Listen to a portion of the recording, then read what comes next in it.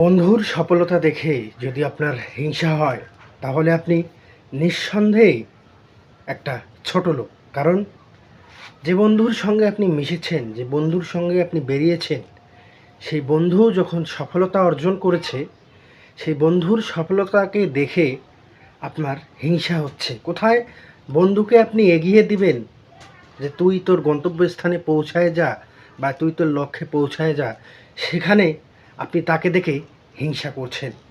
আপনি নিঃসন্দেহে একজন ছোট লোক, যে বন্ধুর ভালোটা দেখতে পারে না, বন্ধু সফলতা অর্জন করেছে সেটাও দেখতে পারে না। আপনি নিঃসন্দেহে এক ছোট লোক, কারণ বন্ধুকে এগিয়ে না দিয়ে আপনি বন্ধুকে টেনে ধরছেন বা টেনে ধরার চেষ্টা করছেন। কেন করছেন তা নিজেও জানে না, তবে বন্ধুর ভালোটা আপনি চাচ্ছেন না। আপনি আপনার বন্ধুকে প্রকৃত অর্থে ভালোবাসেন না। যদি ভালোবাসতেন তাহলে কখনো তাকে টেনে ধরে নিচে নামানোর চেষ্টা করতেন না। কখনো চেষ্টা করতেন না যে বন্ধুটা এত কষ্ট করে উপরে উঠেছে তাকে টেনে হিঁচড়ে নিচে নামানোর জন্য। যে বন্ধু আপনার সঙ্গে ঘুরিয়ে বেরিয়েছে, আপনার সঙ্গে সব সময় ছিল এবং ছোট থেকে একসঙ্গে বড় হয়েছে, সেই বন্ধু যখন কোনো সফলতা অর্জন করছে সেটা আপনার হিংসার কারণ হয়ে দাঁড়িয়েছে। আপনি আপনার বন্ধুকে কখনো ভালোবাসেননি, ভালোবাসার চেষ্টাও করেননি, শুধু নিজের স্বার্থ নিয়েই চিন্তা করেছেন। স্বার্থনিশী কিছু মহল সবসময় বন্ধুদেরকে সব কিছু দিতে জানে না।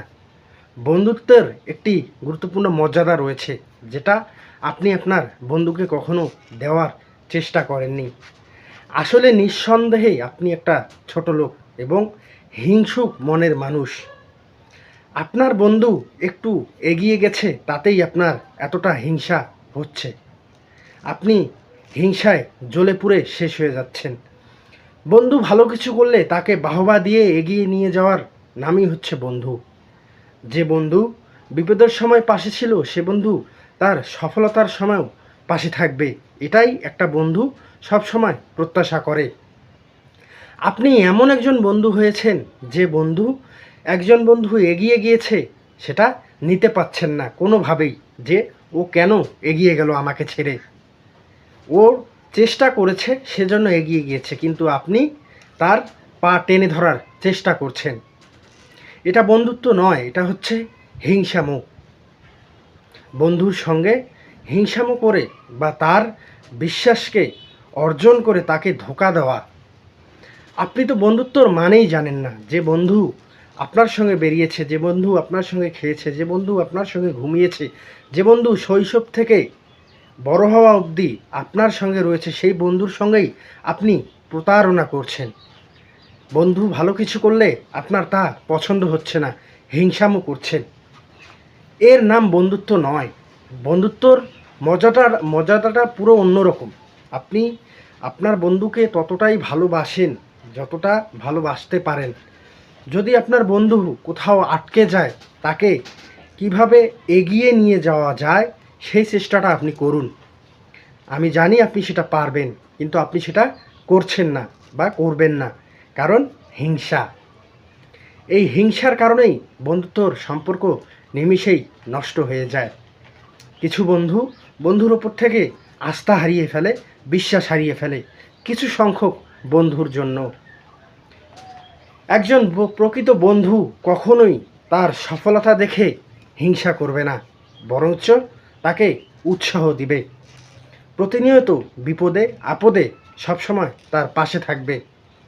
আর যারা স্বার্থ নিয়ে চলে, যাদের হিংসা অতিরিক্ত, তারা তাদের ওই বন্ধুটাকে কখনো এগোতে দিবে না। বন্ধুত্ব শুধু ছোট্ট একটা শব্দ মাত্র, এর গভীরতা অনেক বড়, আপনি যেটা চিন্তাও করতে পারবেন না। সো বন্ধুকে বন্ধুত্বের মর্যাদা দিতে দিন এবং বন্ধুত্ব অটুট থাকুক এমন কিছু করুন। এমন কিছু করবেন না যে বন্ধুত্ব নিমেষেই নষ্ট হয়ে যাবে বা শেষ হয়ে যাবে। আপনার বন্ধু যদি ভালো কিছু করে সেটা দেখে খুশি হন।